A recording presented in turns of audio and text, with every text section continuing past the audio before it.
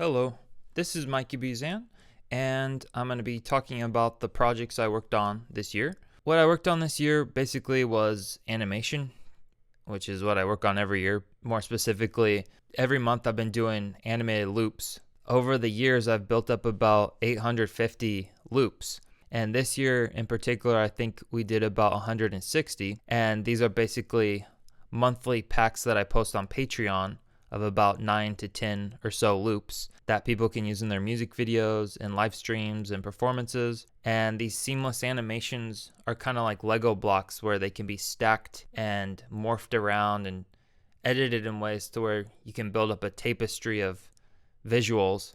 I did some custom stuff too, where I took some custom requests. One person wanted me to animate a dog chasing a comet, and then I did a TV that was melting goopy stuff coming out of the screen, and I did a rotating samurai mask. So these animated loops take up a big chunk of my routine, but I'm trying to get more mileage out of them. So what I've also been doing is music videos that primarily utilize the animated loops. So a lot of people will email me asking, will you make a music video? The thing is most of these bands don't have a budget. Animating 4 minutes of animation frame by frame can take months of work. The budgets really don't justify spending months of your life making these animations. So I've come to the conclusion that it's better for everyone if I can lower the price and offer something that isn't so custom, but it's based on using these loops that I've already made, these pre-existing assets, combine them with other background art, and maybe put in a little bit of custom animation, but most of it is basically using these loops like Lego blocks to build new videos. And that can be done much more quickly and be way more affordable. So I did about 5, 6, or 7 of those this year. It includes one I did for Sean Lennon. He did a remix of the song Gamma Rays by the band Temples. And this music video, Gamma Rays Remix, is basically a remix of animated assets that I've made. There's some custom animation, though, to make it have a little bit of a storyline. So it's basically riffing off of the Night on Bald Mountain from Disney's Fantasia. And that sequence, there's that Chernabog, I might be mispronouncing that, but basically the devil-looking character who is summoning up all these spirits and messing with them. So that was basically the concept. He had a character on the album art cover that kind of looked like this sorcerer guy. So we animated that character summoning up loops. And then the loops are just flying around doing weird stuff throughout the video. And then eventually the summoner, this creator deity, disintegrates. Basically a universe is born out of the death of this character. And this music video also utilized a lot of glitch visuals, which is something else I was learning this year. I bought a Panasonic WJ-MX12 video mixer, some glitch pedals, and a Sony Trinitron TV to film off of. I might make a video showing my process for this, but basically turn all the lights off and I have the camera pointing at the CRT, this video signal running through different glitch pedals into my video mixer and going into the TV, and we can glitch up the source video or the source animation, filming that, importing it into Final Cut, doing a lot of color correction and adding even more effects onto it digitally, mixing it with other footage, and basically getting a lot of mileage out of these pre-existing assets that I built up over the year. I'm really enjoying incorporating these analog, warm, glitchy visuals into it. I've been trying to learn Blender, so in the summer I started just doing a bunch of YouTube tutorials on making kind of trippy tunnel VJ loops, and my puny 2D animation brain pretty much crashes every time I open that program. Although most of the animation stuff I work on is in the music industry, I branched out this year and got to work on a video game project. It's called Void Pets, and basically it's like Pokemon, but instead of raising monsters, you raise emotions. The aspect of the game I helped on specifically was the battle system. So the special effects during the fights, that's the stuff I animated, like water attacks, fire, psychic, metal. It wasn't pixel art, so I could still animate as usual, but everything had to be converted into sprite sheets that the programmers would then use to put in the game. So it really didn't stretch me too much in terms of having to learn a new workflow, but it was really fun to collaborate with a couple video game people, and I would like to do some more video game stuff because I am very passionate about games.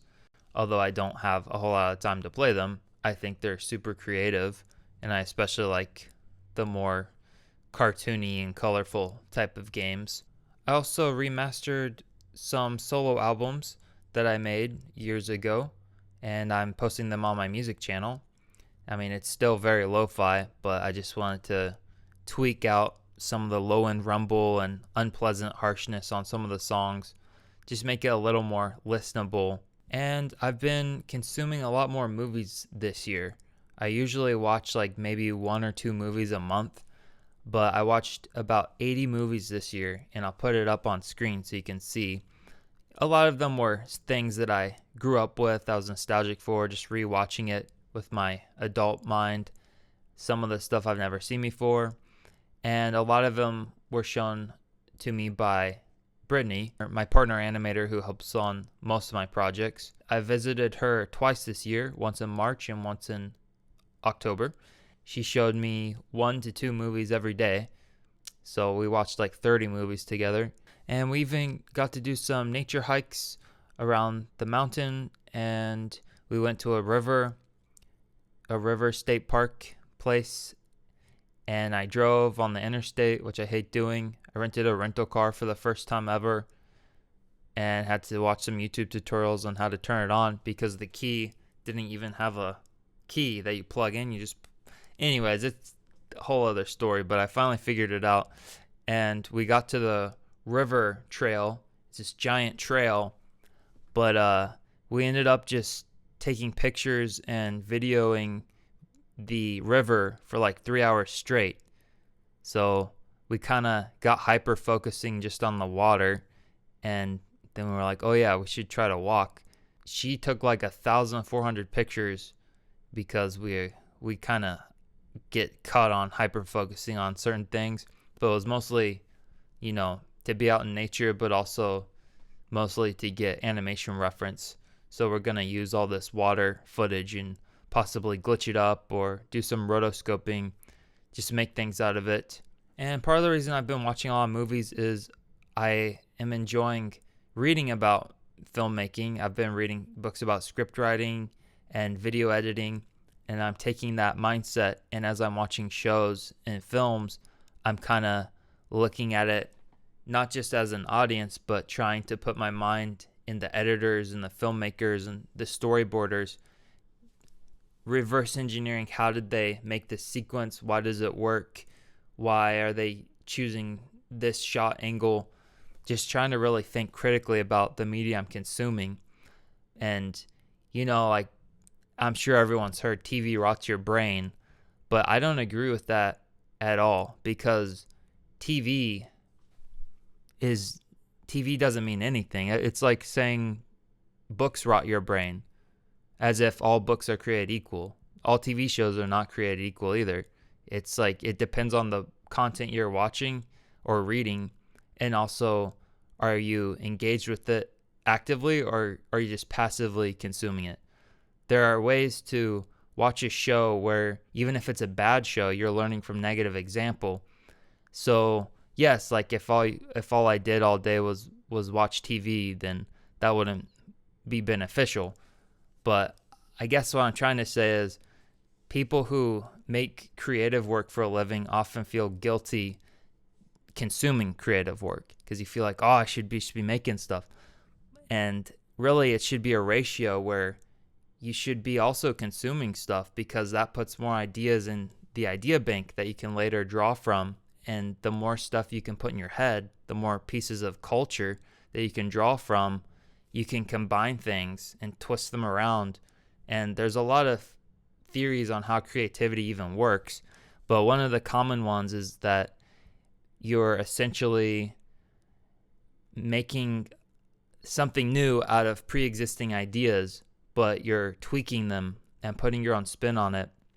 It's kind of like a sculpture isn't made out of brand new material, but every sculpture is unique. It's the human hands that make it into something that is more than the sum of its parts. I don't really like the idea that there's nothing new under the sun, because technically everything is new under the sun.